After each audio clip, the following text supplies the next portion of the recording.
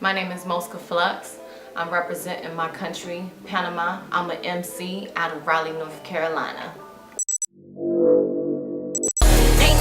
Ain't nobody fucking with me. Mosca Flux, first lady Flux with me. I got you, baby, got you open, got you real tight. I know you're scared of loving, baby, but it's alright. I got you back and I'ma hold you down. Other's feet. We never shared sweaters or grew up on the same street. We never rode kites or hustle money just to eat. Never down to ride if I go when it was beat. Pressure bust pipes, we do the same, handle drama.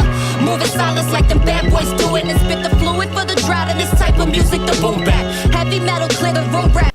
I started spitting when I was 12 years old.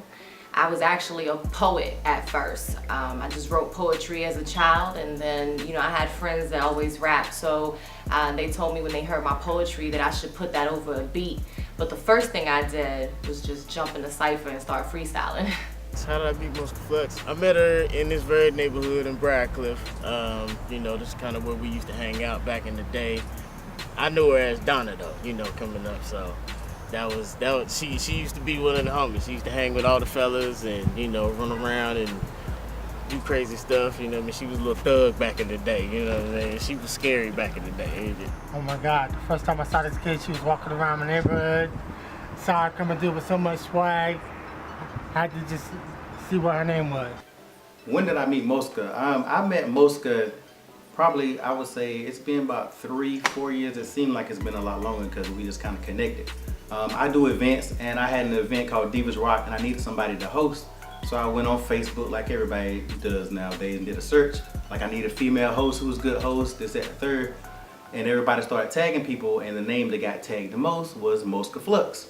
I met Mosca when I went to a artist showcase here in Raleigh, North Carolina. I didn't go there to see anyone in particular. There was a lot of new artists performing, and when I saw her on stage, it was like that energy that she had and the crowd, how they reacted to her, that magnetic, charismatic personality. I could see it on stage as clear as day.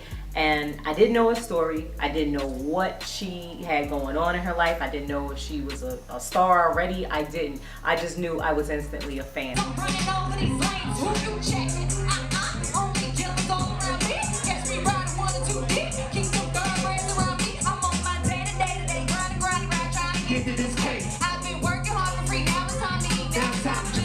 You usually see her walking around with like headphones on, just walking around clearing her mind. One day she just all of a sudden came out and just started ripping, and that's how we was like, oh shit, you know, shawty got some bars or whatever. So, you know, she was always part of the cyphers. Even before I started rapping, she was rapping, so. It's a given, my life is beyond these digits. My life revolves around this mic, it's embedded in my spirit. Call me crazy, bananas, cuckoo, this chick is incoherent. Now there's nothing here stopping me, so I'm really here to get it. Yo, we out here in my old neighborhood, guys. Like this green box right here, it may not mean a lot to a lot of people, but it means the world to me because it's monumental. This is the first place I ever started rapping. I don't know, it's just energetic, man. She's got that rawness, you know what I'm saying? She's a raw ass female. She comes from the heart with it, let you know how she's feeling, you know, just straight ill. Seeing her perform is amazing. Just the fact that when Mosca performs, she's a totally different person, and you can see her energy and you can see the love for the music in her on the stage, and you don't want to look away at all. You're just focused on her performing because she commands the stage. It's amazing. So I'm about to take you guys on a real quick trip down my neighborhood, down back on my old street where I used to live. Come with me. Got them asking questions I don't know the answer to. How she. Yo, we here in my old neighborhood. You know, I grew up half of my life in Raleigh, North Carolina, and the other half, my teenage years, was here in Cary, North Carolina. This neighborhood means so much to me because it's where I really started chasing my dreams. You know what I'm saying? It's where I really knew that I wanted to be a Femcee. Being here just reminds me of how far I've come. Like, first time I ever got locked up was right here. You know what I'm saying? On my driveway. Like, they came and got a shorty and they acted like I was Al Capone. Like, they done hog-tied me, threw me in the car and the whole nine. They was straight wildin'. And after that, like, let me tell you something. Once you get in trouble once, you continue to get in trouble because they keep looking for you to get in trouble, so they continue to harass you. You know, when I was growing up, I loved like really bad chicks. You know what I'm saying? I didn't really know that then, but I was, you know, highly attracted to Salt and Pepper. Like Salt and Pepper, I loved their flow, just the way that, you know, they came off. They were not censored about what they wanted to talk about as women, you know. I listened to Queen Latifah, you know, MC Light, you know what I'm saying? Like, I love Lauryn Hill. All these femcees that I listen to and their versatility, like, they encouraged me to be the woman that I am today as an MC. Man, she was better than half of us any damn way. But you know, she kind of actually kept us together. You know, she was kind of that glue for the whole crew. You know, men got their egos, but you know what I mean. She always came in and let us all know that, hey, I'm a female, but I do this shit too, and damn near did it better than half of us. So you know, that was kind of her place. I wasn't in music management at the time, and I just really wanted to know what her deal was, and I found out that she didn't have management. I found out that she was just rolling with these group of guys just performing at various shows and really, you know, not doing anything big with her craft. And I reached out to one of my friends in the industry, Landlord Entertainment, and told him about us, sent him some videos, sent out some pictures, and the rest is history. We came back around maybe 2 months later. I saw her at another show where she killed the stage, just totally tore that mic up. Like, her lyrical flow is undeniable, and every time I seen her, you know, it just blew me away. And at that point in time, I decided to approach her and talk to her about her career and just ask her, like, where are you going? Like, what are you doing with this? Is this just a side hustle for you? And then one thing led to another, and bam, I became her manager. You know what?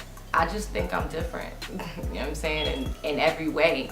And I take pride in that. It's one thing to try to be like everybody else because everybody thinks you should be like everybody else because that's what makes them comfortable.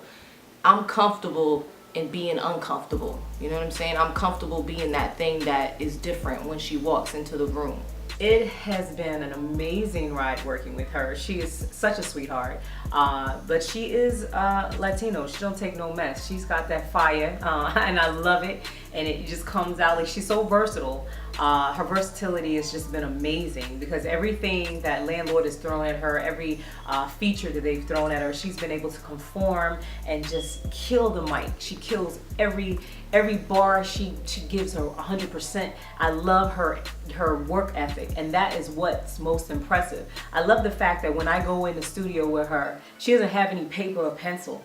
Like, I was amazed the first time we entered in the studio together, and she just went in there off the top of her head, like on her strength, and just started flowing. And she did like 4 songs. She didn't have anything written down. I can't even remember what I go in the refrigerator for most days. So I was amazed at the fact that she could memorize all of her lyrics and then the flow. You know, she was able to change up her style, work hard. I mean, we shot 2 weekends ago in New York City, and I had her up to 4 o'clock in the morning, but she never complained. I didn't even feed her. She worked hard, didn't have anything. She was hungry, you know, but she was a trooper. Very, very agreeable artist. And those are the type of artists that you want to work with, someone that's willing to get in the trenches with you and do what's necessary, because they know at the end of the day, we're going somewhere with this. We're building an empire, and she's that chick. She's that girl. I can feel her energy coming through my body.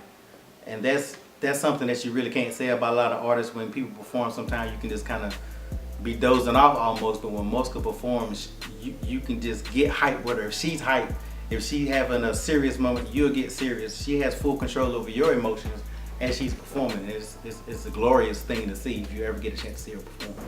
She's got a lot of presence, you know, like she controls the crowd when she comes through, you know what I mean? Like when she's speaking, you gonna listen, you know what I'm saying? Like, you know she ain't playing, and she just got that style, man. It's different.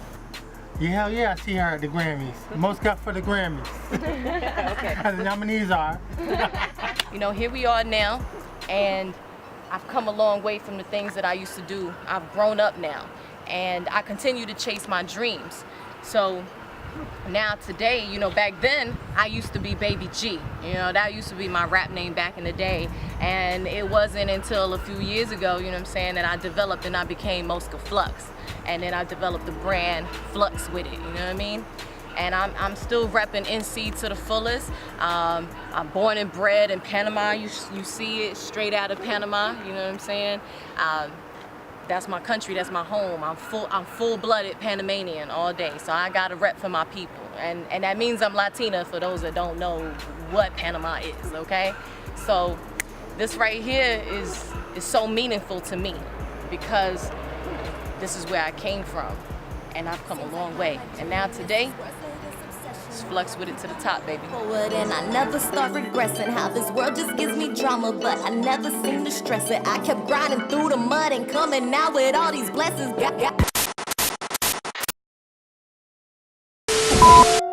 Who the fuck you calling a bitch? I fucking told you, watch your mouth, boy. Did your mama raise you better? 100 beats. Who you calling a bitch? Nigga, I'm the one you talk about. When you with your girl, boy, keep my name out your mouth.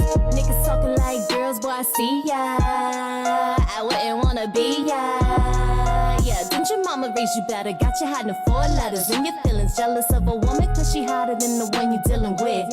When you talk about me, make sure you say that I'm that bitch.